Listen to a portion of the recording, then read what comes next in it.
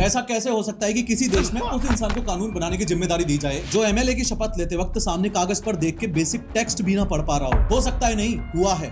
Welcome to India. हाल ही में बिहार असेंबली का एक नया सेशन शुरू हुआ जहां न्यूली इलेक्टेड एमएलए को शपथ लेनी थी। वहां जेडीयू की एमएलए विभा देवी जो नवादा सीट से जीती हैं, जब माइक पर शपथ लेने आई तो वो सिंपल हिंदी के वर्ड्स तक ढंग से नहीं पढ़ पाई। मैं विधानसभा के सदस्य निर्वाचित हुई हूँ।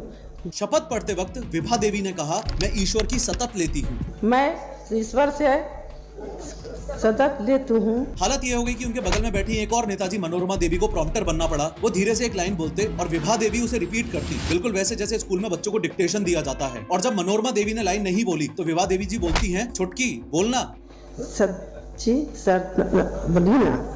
अब देखो, यूं तो हंसने की 100 बातें हैं, तुम इस पे मीम बना लो, मजाक उड़ा लो, कुछ भी करो, पर मैं चाहता हूं कि तुम इस बात की गंभीरता को भी समझो कि अपने देश में हर दूसरे नेता की यही हालत है। इस देश में एक चपरासी की नौकरी करने के लिए 10th पास होना जरूरी है, लेकिन पूरा स्टेट या देश चलाने के लिए पढ़ा लिखा होना जरूरी नहीं है। आज भी नेता अपने देश में चुनाव सिर्फ इस बात पर जीत जाते हैं कि वो कास्ट पॉलिटिक्स और दबंगई के दम पर कितने वोट्स इन्फ्लुएंस कर सकते हैं। ये नेता लोग जो मेरे लिए बजट और कानून डिसाइड करेंगे, अगर ये खुद की शपथ तक ढंग से नहीं पढ़ सकते तो मैं कैसे मान लूं कि ये कानून को ढंग से पढ़ पाएंगे, समझ पाएंगे और आम जनता के वेलफेयर को दिमाग में रखते हुए उसे इंप्लीमेंट कर पाएंगे। दिक्कत 10वीं या 12वीं पास होने की नहीं है, दिक्कत लैक ऑफ साइंटिफिक टेम्परामेंट और अनएजुकेटेड होने की है।